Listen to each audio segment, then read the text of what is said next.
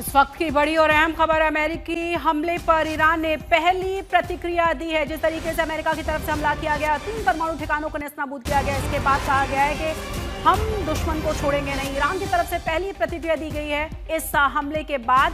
हालांकि अमेरिकी राष्ट्रपति की तरफ से कहा गया है कि तमाम जो जेट्स हैं सुरक्षित वापस लौट जाएं और इसके बाद शांति की शुरुआत होगी। लेकिन दुश्मन ने हमारे ऊपर हमला किया है, ये ईरान ने माना है, ईरान की तरफ से कह दिया गया है। हालांकि ईरान पहले भी लगातार इस तरह की धमकियां देता रहा है कि अगर अमेरिका कूदता है तो ज्यादा बुरा होगा दुनिया भर के लिए। फोर्डो परमाणु ठिकानों पर हमला किया गया है। अमेरिकी हमले पर ईरान की तरफ से पहला रिएक्शन आया है, पहली प्रतिक्रिया आई है। परमाणु ठिकानों को नुकसान हुआ है, ये ईरान ने माना है, क्योंकि अमेरिका की तरफ से तो कहा गया है कि पूरी तरह से नेस्तनाबूद कर दिया गया है इन तीनों ही परमाणु ठिकानों को। ज्यादा जानकारी के साथ हमारी संवाददाता शिवानी भी जुड़ गई तेल अवीव से। शिवानी, क्या जानकारी मिल रही है और जिस चीज का डर था कि क्या इस पूरे के पूरे युद्ध में अमेरिका कूदेगा, वो हो चुका है?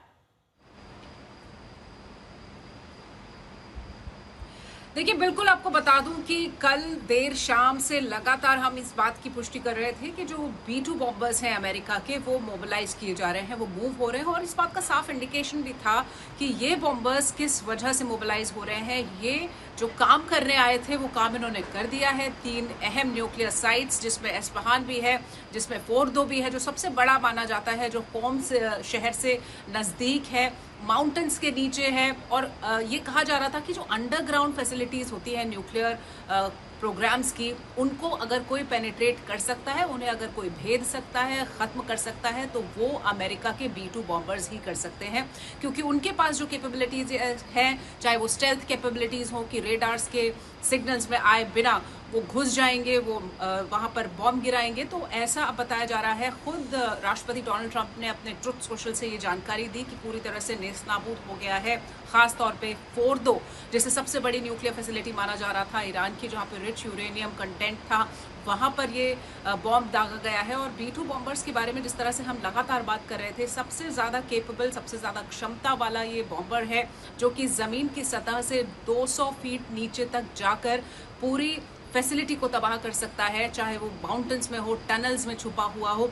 तो ऐसा ही यहाँ पर हुआ है।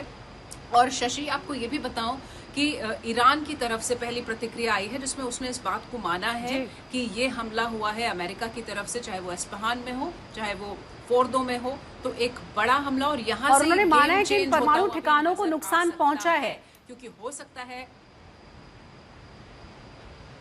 बिल्कुल शशि, परमाणु ठिकानों को नुकसान पहुंचा है, इस बात की जो पुष्टि है वो ईरान की तरफ से हो गई है। लेकिन ईरान कहीं से भी दबने या फिर रुकने के जो मूड में नहीं दिख रहा है, क्योंकि लगातार उसकी तरफ से कल देर शाम से भी ये स्टेटमेंट्स आ रहे थे। उसके प्रेसिडेंट का स्टेटमेंट आया था कि हमारी जो न्यूक्लियर शक्ति है उसे उभरने से कोई नहीं रोक सकता है, चाहे वो अमेरिका ही क्यों ना हो। लेकिन अब जब अमेरिका ने ये बड़ा हमला किया है, तो ये जो ईरान और इजराइल का युद्ध है, जो आज 10वें दिन में पहुंच गया है, निर्णायक हो सकता है।